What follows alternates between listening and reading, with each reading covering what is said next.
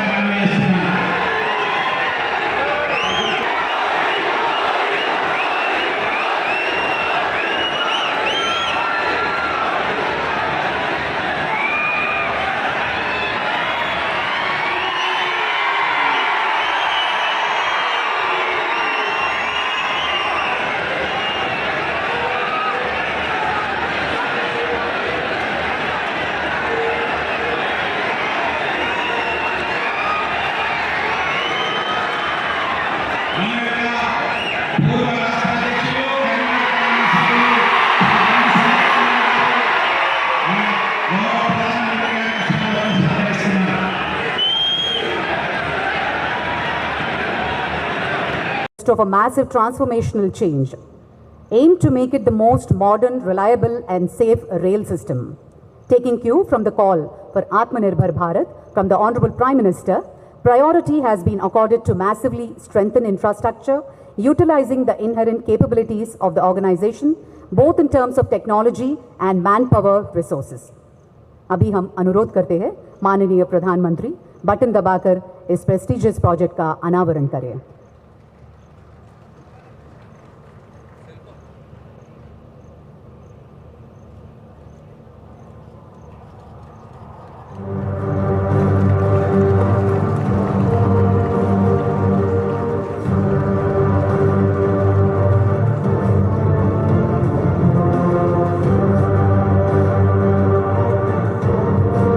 Sir, thank you very much.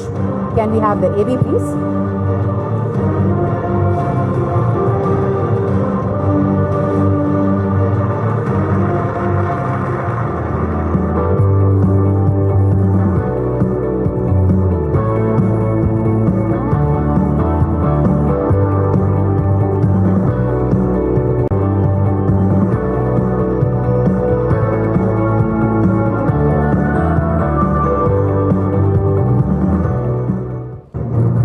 It is a firm belief of our visionary Prime Minister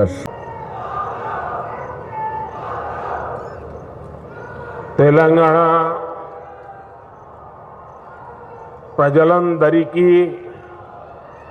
నా అభినందనలు। तेलंगाना की governor Tamilisai Soundararajan जी,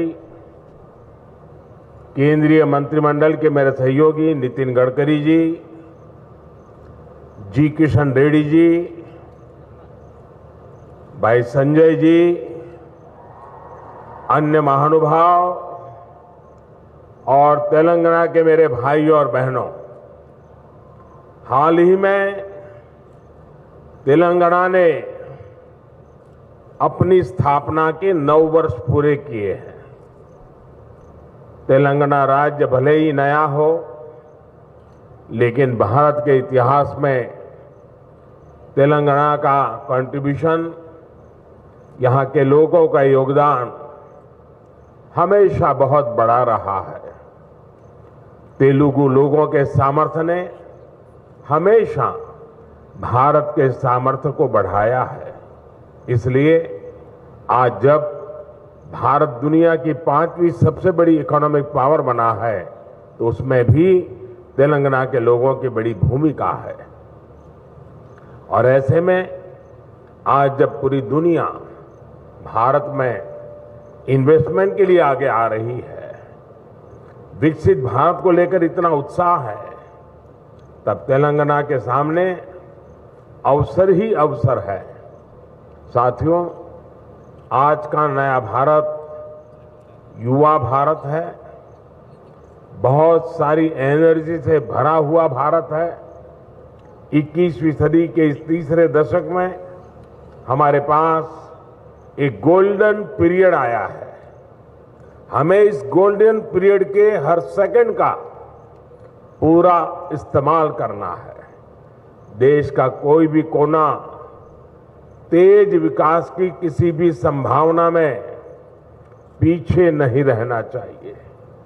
इन्हीं संभावनाओं को बल देने के लिए बीते 9 वर्षों में भारत सरकार ने तेलंगाना के विकास पर, यहां की कनेक्टिविटी पर विशेष ध्यान दिया है। इसी कड़ी में आज तेलंगाना की कनेक्टिविटी और मैन्युफैक्चरिंग से जुड़े 6,000 करोड़ रुपए के प्रोजेक्ट्स का शिलान्यास किया गया है। इन सभी प्रोजेक्ट्स के लिए मैं तेलंगाना की जनता को बहुत बहुत बधाई देता हूं।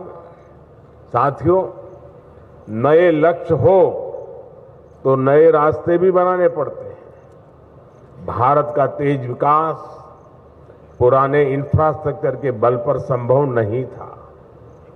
आने जाने में अगर ज्यादा टाइम वेस्ट होगा, लॉजिस्टिक्स अगर महंगा होगा, तो बिजनेस को भी नुकसान होता है और लोगों को भी परेशानी होती है।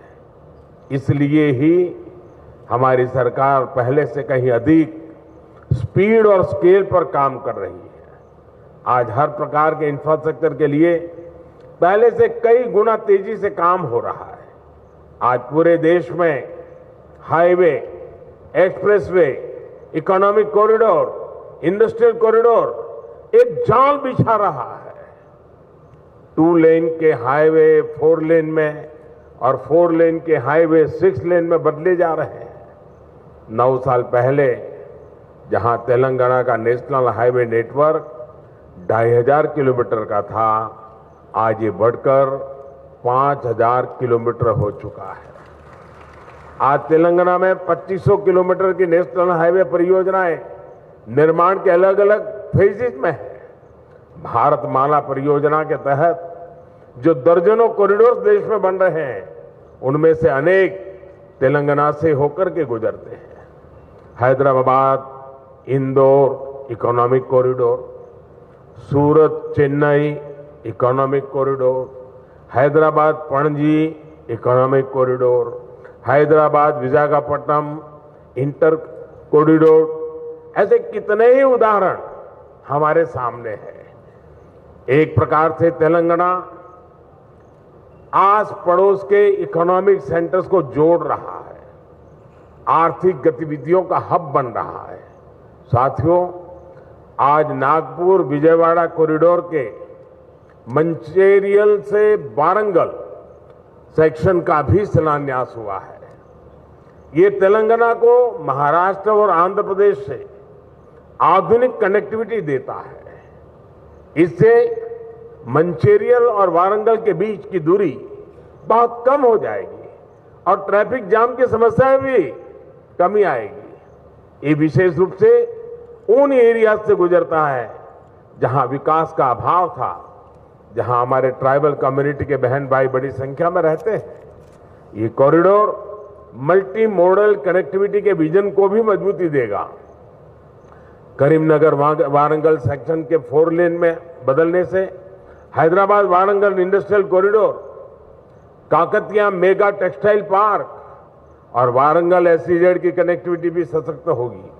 साथियों, भारत सरकार आज तेलंगाना में जो कनेक्टिविटी बढ़ा रही है, उसका लाभ तेलंगाना की इंडस्ट्री को हो रहा है, यहाँ के टूरिज्म को हो रहा है।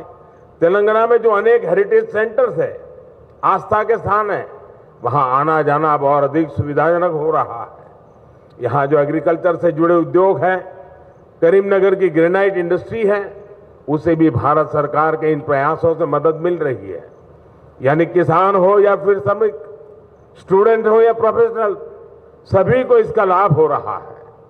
इससे युवाओं को उनके घर के पास ही रोजगार के, स्वरोजगार के नए अवसर भी मिल रहे हैं।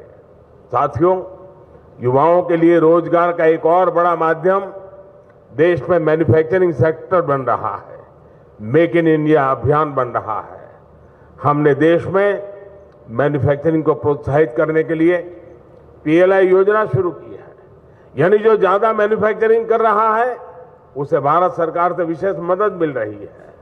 इसके तहत 50 से ज्यादा बड़े प्रोजेक्ट्स यहां तेलंगाना में लगे हैं।